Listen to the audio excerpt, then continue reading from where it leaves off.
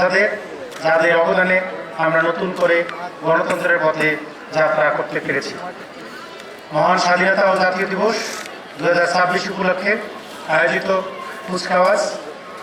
এবং প্রদর্শনীতে উপস্থিত রয়েছেন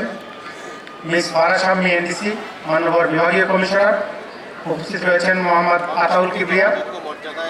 উপমহাপুলিশ পরিদর্শক ময়মনসিংহ রেঞ্জ, উপস্থিত রয়েছেন সম্মানিত পুলিশ সুপার মোহাম্মদ কামরুল হাসান সহ অত্র জেলার এবং সদর উপজেলার গর্বিত বীর মুক্তিযোদ্ধাগণ, জোলাই যোদ্ধাগণ, সরকারি বেসরকারি দপ্তরের সম্মানিত কর্মকর্তাবৃন্দ, বিভিন্ন শিক্ষা প্রতিষ্ঠান থেকে আগত শিক্ষার্থী, সম্মানিত শিক্ষকবৃন্দ, প্রিন্ট ও ইলেকট্রনিক মিডিয়ার সাংবাদিক ভাইবৃন্দ এবং প্রিয় ময়মনসিংহবাসী, আজ 26শে মার্চ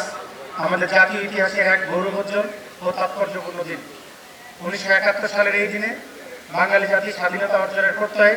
দৃঢ় শপথ গ্রহণ করে এবং একটি দীর্ঘ সংগ্রামের মাধ্যমে প্রতিষ্ঠিত হয় আমাদের প্রিয় স্বাধীন সার্বভৌম বাংলাদেশ।